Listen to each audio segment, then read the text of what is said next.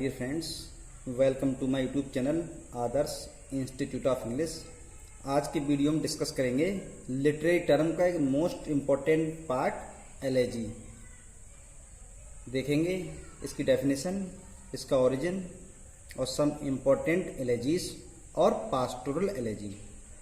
तो स्टार्ट करते हैं आज की वीडियो। एलेजी होता क्या है? An elegy is a sad poem for someone who is dead. एक एलेजी एक ऐसा शोकगीत होता है जो किसी की मृत्यु पर लिखा जाता है। ये डेफिनेशन है इसकी। ओरिजिन, इसका स्रोत, elegy is derived from the Greek word एलिगस।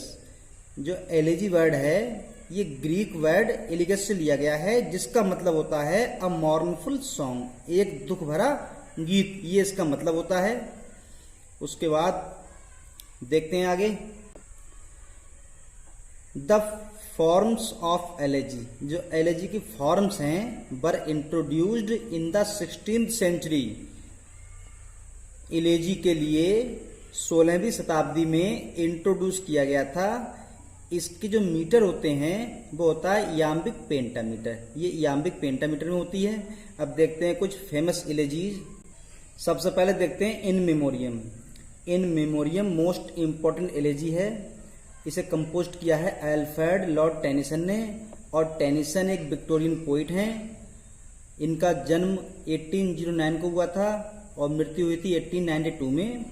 और इनका जो इन मेमोरियम एलेजी है, इसका जो ओरिजिनल टाइटल है वो है the way of the soul. ये इसका ओरिजिनल टाइटल है और कंप्लीट हुआ था ये 1849 में। 1849 में इसके लिए कंप्लीट किया था और पब्लिश्ड हुई थी 1850 में। मींस 1849 में इसे कंप्लीट किया था और पब्लिश हुई थी 1850 में। और टेनिसन ने इस बुक को पूरा करने में 17 साल का एक लॉन्ग समय लिया था। 17 साल में इसे पूरा किया था और ये कंपोज हुई थी in the memory of his dear friend, जो उनके प्रिय मित्र थे आर्थर हेलम। इनकी मृत्यु पर ही पब्लिश हुई थी। इनके ये बहुत क्लोज फ्रेंड थे। इनकी मृत्यु हुई थी, ये बीना में थे और 1833 में इनकी मृत्यु हुई थी और मरे थे सेरेब्रल हेमरेज से, और ओनली 22 ईयर्स की एज में। कई बार क्वेश्चन आया है। क्वेश्चन कहाँ से बनते हैं कि इन मेमोरियम ये क्या है? एलेजी है। इसका ओरिजिनल टाइटल क्या है? The way of the soul. Tennyson कब पैदा हुए? 1809 में। कब मरे? 1892 में। कौन सी एज के हैं? विक्टोरियन पोइट हैं। कंप्लीट कब हुई थी ये? 1849 में। लिखी क्यों थी? उनके क्लोज फ्रेंड थे आर्थर हेलम। इनकी मृत्यु हुई थी 1833 में। जब उनकी मृत्यु हुई थी तो उनकी एज क्या थी? 22। और मरे कहाँ थे? बीना में। इस बुक को पूरा करने में, कंप्लीट करने में कितना समय लिया था? 70 ईयर्स का टाइम। तो इस तरह से यहाँ से क्वेश्चन बनते हैं। देखते हैं नेक्स्ट एलेजी। नेक्स्ट है एडोनिस। इसे कंपोज किया है पीबी शैले ने। पीबी शैले एक रोमांटिक पोइट हैं। रोमांटिक पोइट की भी दो जनरेशन थी, यंगर जनरेशन और ओल्ड जनरेशन। ओल्ड में जैसे कि विलियम वर्ड्सवर्थ हैं, कॉलरिज हैं ये, और यंगर में जॉन कीट्स हैं, पीबी शैली हैं। तो ये हैं यंगर जनरेशन के। तो एडोनिस ये पब्लिश की थी पीबी शैली ने। पीबी शैली रोमांटिक पोइट हैं यंगर जनरेशन के। जो एडोनिस है इसमें 55 स्टेंजास हैं, 55 स्टेंजा हैं, और ये स्पेंसरन स्टेंजा में है। स्पेंसरन स्टेंजा में कितनी लाइन्स होती हैं? 9 लाइन्स। तो इस तरह से इसमें सभी लाइन्स हैं 495। और ये कंपोज हुई थी in the spring of 1822। Spring बसंत ऋतु के मौसम में 1821 में उन्होंने इस बुक को कंप्लीट किया था। ये भी एक एलेजी है। नेक्स्ट देखते हैं। नेक्स्ट है थायरसिस और रग्बी चैपल। ये दो हैं, दोनों को कंपोज किया है मैथ्यू आर्नोल्ड ने। और मैथ्यू आर्नोल्ड एक विक्टोरियन पोइट हैं, ये भी क्रिटिक भी हैं। और जो थायरसिस है ये कंपोज की थी 1865 में और ये पब्लिश भी हो गई थी 1865 में। मीन्स 1865 में इसे लिखा था और 1865 में ये पब्लिश हुई थी। और ये इनके जो फ्रेंड थे A.H. क्लॉग, अर्थर हेरम क्लॉक, इनकी मृत्यु हुई थी 1861 में। जब इनकी मृत्यु हुई थी उस समय इनकी एज थी 42 ईयर्स। ये क्वेश्चन आया था 2016 के पीजीटी में कि what was the age of AH clock when he was died. जब उनके मैथ्यू आर्नोल्ड के मित्र एएच क्लॉक की मृत्यु हुई थी तब उनकी एज क्या थी? 42। ये क्वेश्चन आया था।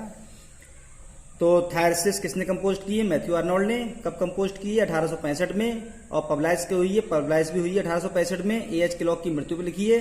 और जो एएच क्लॉक ये मरे थे 1861 में। जब 1861 में इनकी मृत्यु हुई थी तो इनकी एज थी 42। और जो सेकंड वाली है रग्बी चैपल, ये कंपोज की थी 1867 में, पब्लाइज हुई थी ये। और ये उन्होंने कंपोज की थी उनके पिता थॉमस आर्नोल्ड इनकी मृत्यु पर कंपोज की थी। और इनकी मृत्यु हुई थी 1842 में हार्ट डिसीज, दिल की बीमारी थी इन्हें, उससे मृत्यु हुई थी। तो थायरसिस जो है, थायरसिस इसकी बात की जाए, ये स्पेलिंग थोड़ी THRS, ये गलत हो गया थोड़ा, SES थायरसिस हो जाएगा ये। इसमें स्टेंजा हैं 24 स्टेंजा हैं और हर स्टेंजा में 10 लाइन्स हैं। इस तरह से 240 लाइन्स पूरे थायरसिस में हैं। ये था थायरसिस के बारे में। आगे देखते हैं टाइप्स ऑफ एलर्जी। तो एलर्जी दो प्रकार की होती हैं, सिंपल एलर्जी, पास्टोरल एलर्जी। जो सिंपल एलर्जी होती है इसे बोलते हैं पर्सनल एलर्जी, और जो पास्टोरल होती है इसे बोलते हैं इम्पर्सनल। तो बात की जाए पास्टोरल एलर्जी, बिकॉज हम लोग जो अभी डिस्कस कर रहे थे वो थी सिंपल एलर्जी या पर्सनल एलर्जी। तो जो pastoral elegy is after the model set by Greek poet Theocritus. जो ग्रीक पोएट था थ्यूक्रिटस, इसी ने स्टार्ट की थी। और इन द पास्टोरल एलर्जी, जो पास्टोरल एलर्जी होती है इसमें पोइट एस्यूम्स हिमसेल्फ अ शेफर्ड। जो पोइट होता है वो अपने आप को एक शेफर्ड मानता है, ग्वाला जो गाय चराते हैं। And beats on the death of another shepherd, और उसका जो दूसरा क्लोज फ्रेंड होता है वो भी ग्वाला होता है, उसकी मृत्यु हो जाती है तो उसकी मृत्यु पर जो पोइम कंपोज करते हैं उसे बोलते हैं पास्टोरल एलर्जी। आगे अब देखते हैं कुछ पास्टोरल एलर्जी के बारे में। मिल्टन ने कंपोज की थी लिसिडस कंपोज की थी इन्होंने। ये एक पास्टोरल एलर्जी है। तो लिसिडस ये कंपोज की थी, उनके एक फ्रेंड थे एडवर्ड किंग, इनकी मृत्यु हुई थी तो इनकी मृत्यु पर कंपोज की थी। इनकी मृत्यु कैसे हुई थी? Drowned in the Irish sea, Irish sea में ये डूब गए थे, इस तरह से इनकी मृत्यु हुई थी।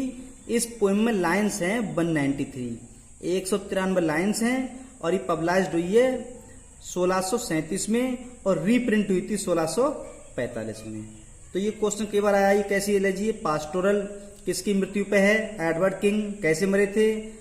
डूबकर। कहाँ मरे थे? आयरिश सी में डूबकर। लाइन्स कितनी है? 193। पब्लाइज कब हुई है? 1637 में। और रीप्रिंट कब हुई थी? 1645 में। नेक्स्ट देखते हैं एडोनिस, जो अभी डिस्कस किया था हमने। एडोनिस पीवी सैरी ने कंपोज की है और थायरसिस मैथ्यू आर्नोल्ड ने, ये भी पास्टोरल एलर्जी में ही आती हैं। तो फ्रेंड्स ये थी वीडियो एलर्जी के बारे में। आई होप वीडियो आपको पसंद आई होगी। Thanks for watching.